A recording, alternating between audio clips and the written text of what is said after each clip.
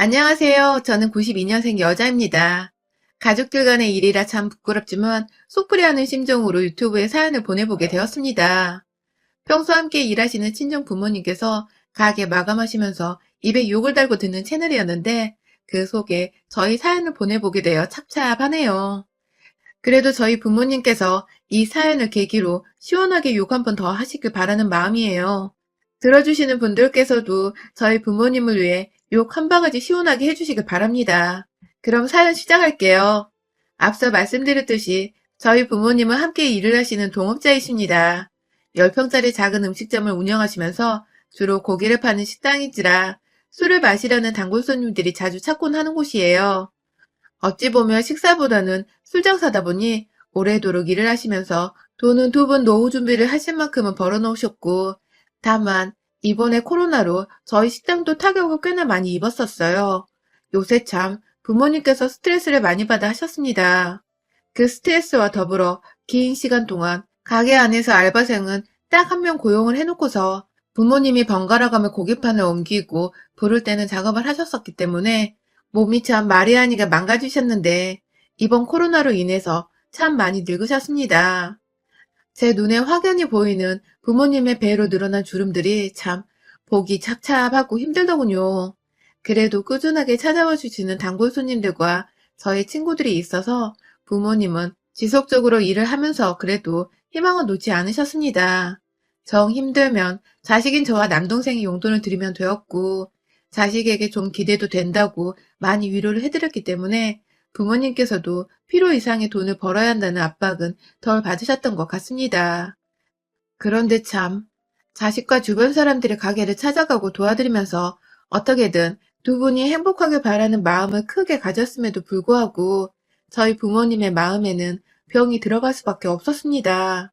그것도 아이러니하게 코로나 때문에 더더욱 할 말 제때 하지 못한 채 마음속에 병만 들어가셨죠. 바로 저희 단골 손님만큼 단골인 양 자주 찾아오셔서는 매출을 늘려주는 듯 싶다가도 매출을 1도 늘려주지 않고 오히려 마이너스로 만들어버리고 마시는 우리의 숙군, 바로 저희 시아버지 때문이었는데요. 시아버지께서는 저희 아버지와 동갑내기시며 시어머니를 2년 전에 여의고서 혼자서 지내고 계시는 홀아버지이십니다. 제가 결혼할 당시 시어머니께서 많이 위독하셨던 상태여서 시아버님이나 남편이 결혼을 서두르면 좋겠다는 의사를 내비쳤고, 저는 나이가 어려 당장의 결혼이 참 부담스러웠음에도 불구하고 시어머니를 여일지 모른다는 두 남자분들에 대한 걱정 하나로 결혼을 함께 서두르게 되었는데요. 당시 시아버지는 네가 우리 집에 들어와서 시어머니가 마음 놓고 가실 수 있을 거다 하면서 무척이나 결혼을 해준 저에게 고마워하셨고요. 그렇게 사이가 좋아 보이는 시아버지와 저를 보시며 병실 침대에 누워 계시던 시어머니께서도 나름 흡족해 하시는 듯 했습니다. 하지만 저는 알 수 있었어요. 왠지 이게 아파서 웃음을 짓지 못하는 것과는 달리 뭔가 정말로 기분이 마냥 좋지만은 않은 상태에서 억지로 웃음을 보일 수밖에 없는 모습이라는 것을 말입니다.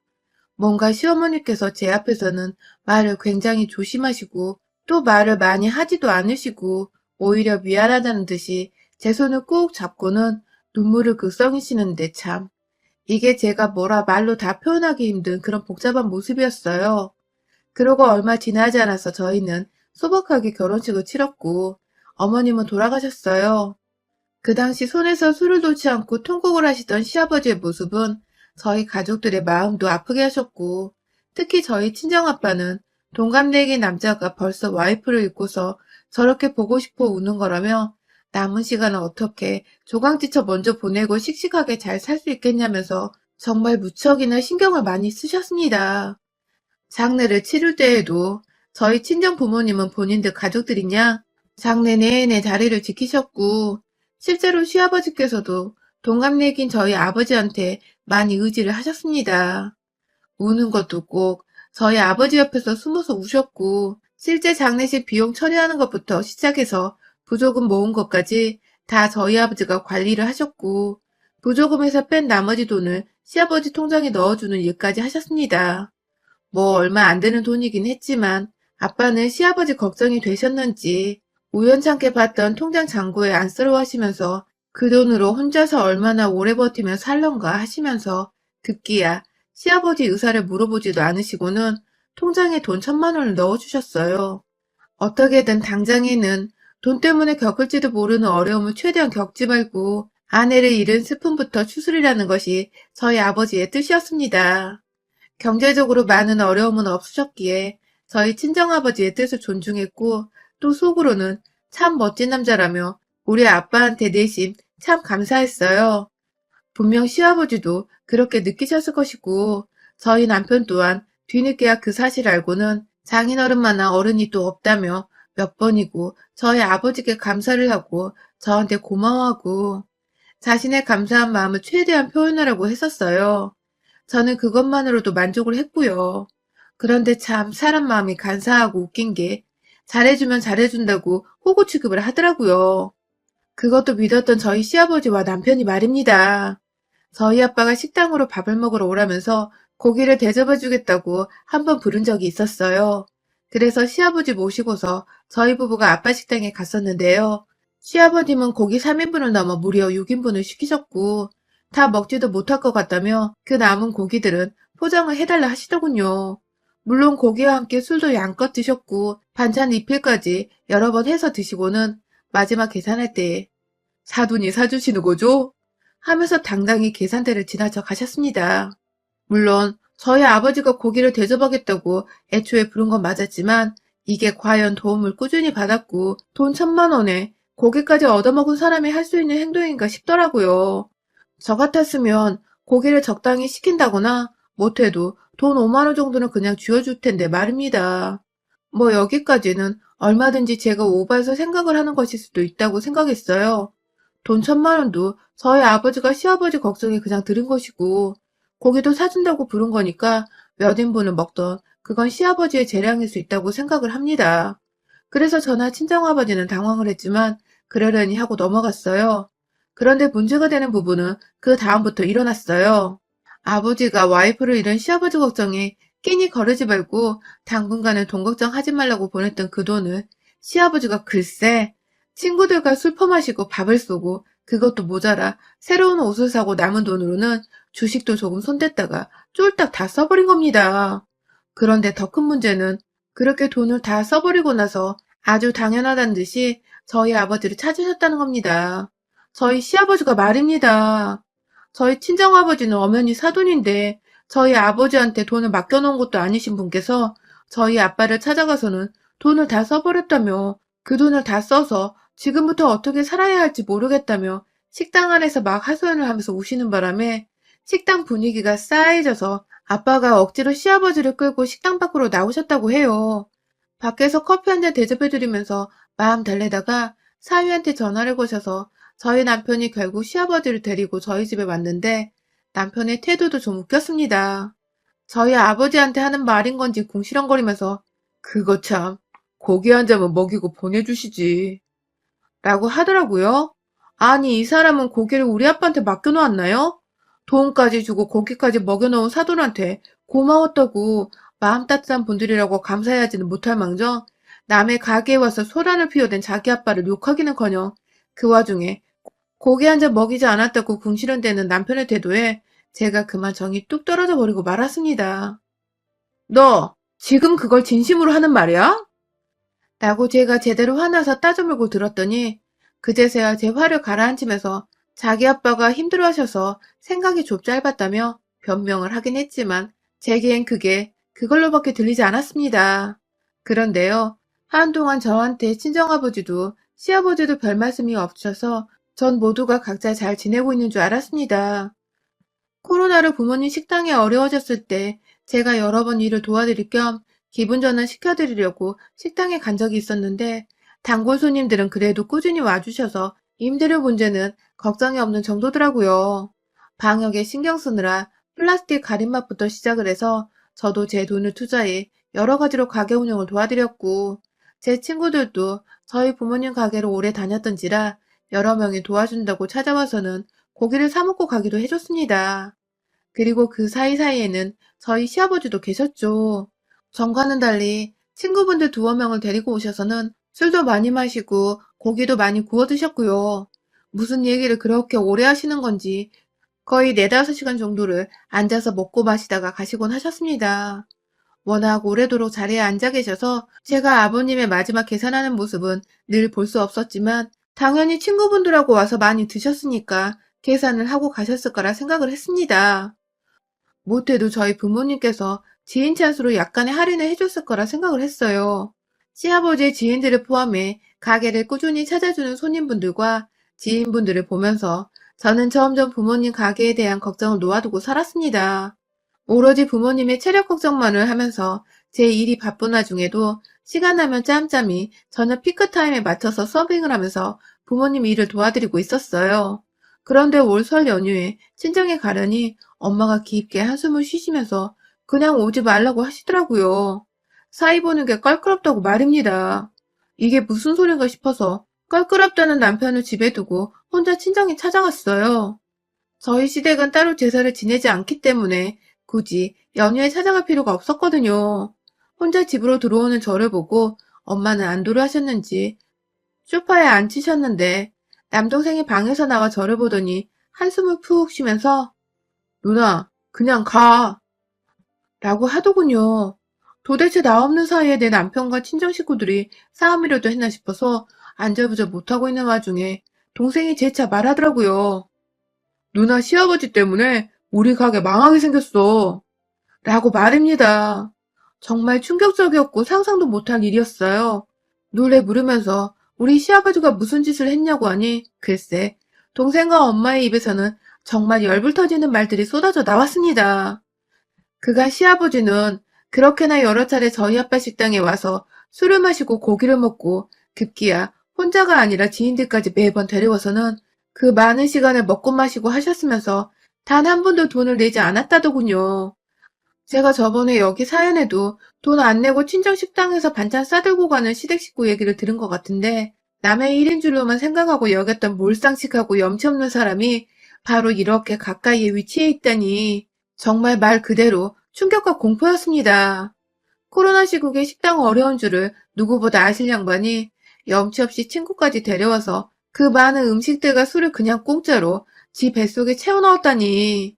그 바람에 저희 가게는 흑자를 보다가 어느 순간부터 계속해서 적자를 찍게 되었고 기존에 모아뒀던 돈으로 오히려 가게 홍보를 더 하고 어떻게든 빚을 메꿔 보며 버텨오고 있었다더군요. 다음 날이면 안 오겠지. 이제는 안 오겠지. 이제는 염치 차리고 계산을 하겠지. 하면서 믿고 기다리기를 오래도록 결국 시아버지는 단 한 번도 돈을 내시거나 미안해하는 모습을 보이지 않으셨다고 합니다.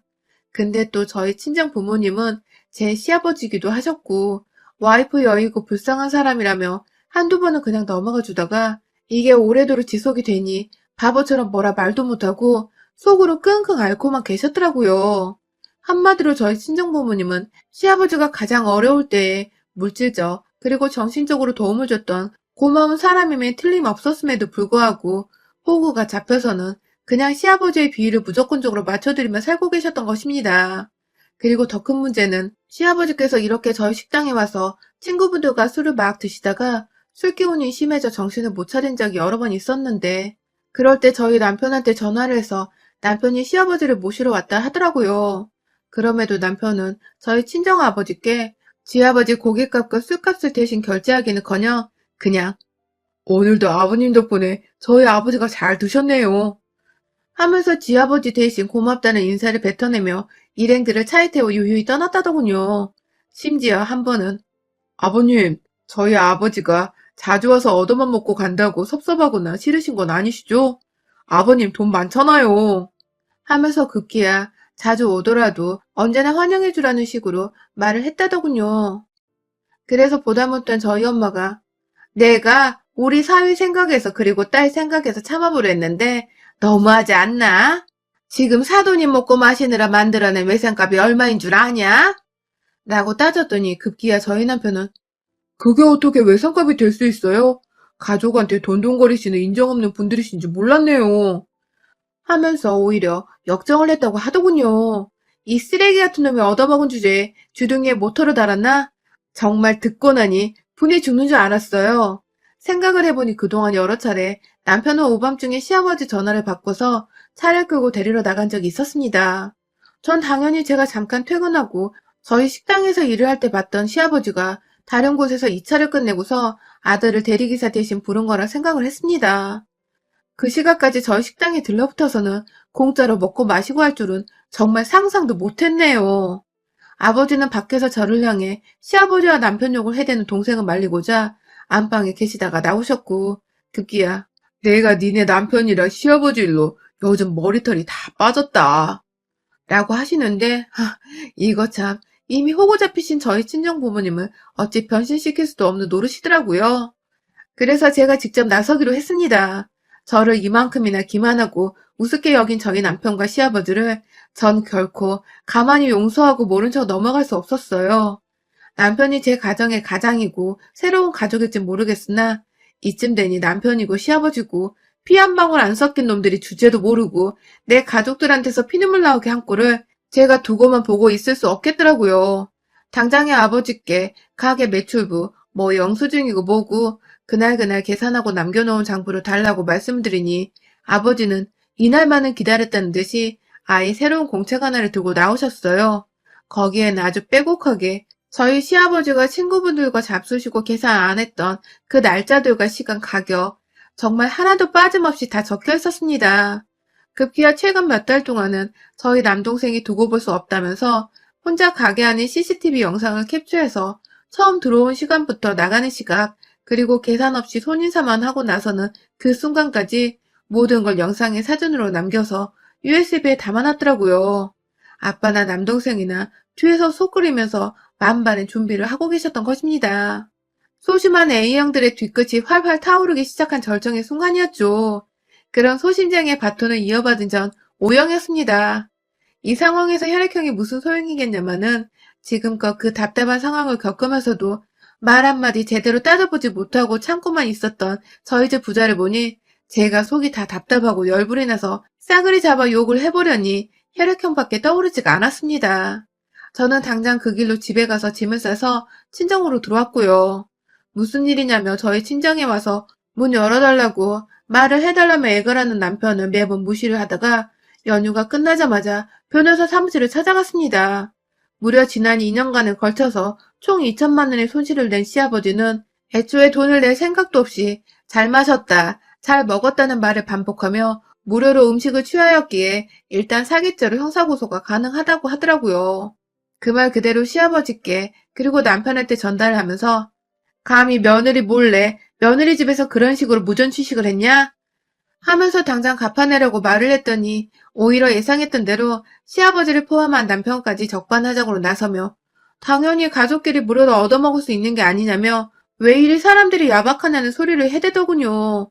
아휴, 한 번 더 살 기회를 줘보려고 했더니만 지발로 지군서를 걷어차는 인정머리 없는 남자 새끼들.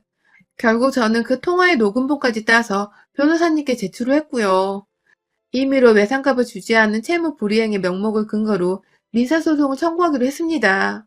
소장은 이미 시아버지 집으로 날아갔고 그와 더불어 제가 더 이상 거지 같은 남편과 살지 못하겠어서 이를 근거로 이혼소송까지 걸어버린 바람에 저희 집과 시댁 둘 다 아주 소장 파티를 했어요. 아주 그냥 여기저기 고소당한 소식이 들려오는 바람에 남편도 거의 정신이 나가버린 상태였을 거고요. 이혼소송에 놀란 남편은 그제서야 지 아버지가 처먹고 남긴 외상값을 일부 변제하겠다고 그러니 소송을 취하해달라고 막 전화가 왔지만 이미 때는 늦어도 너무 늦어버렸네요. 일부는 무슨 지금 다 갚고 거기다가 이자를 더해도 봐줄까 말까 하는 상황인데 일부 변제? 아주 그냥 마지막까지 지 돈 덜 써보려고 지랄 꼴값을 떨고 앉아있더라고요. 판결이 나면 돈을 당장 갚아내지 못할 시에는 압류 같은 강제 집행도 가능하다고 합니다. 그리고 그게 바로 제가 바라는 것이죠. 부디 시아버지와 남편이 당장 돈을 갚지 못해서 압류를 당하는 수모까지 겪어버리게 하려고 저는 이혼소송부터 먼저 확실하게 준비를 하려고 합니다. 남편과 시아버지를 상대로 두 분 모두에게 이혼의 책임을 물어 위자료 청구 소송을 걸어버렸고요. 지금 살던 집이야 뭐 저희 부모님 돈이 조금 더 들어간 전세집이었기 때문에 곧 만료되는 계약과 함께 전세금은 처음 그대로 나눠볼 참입니다.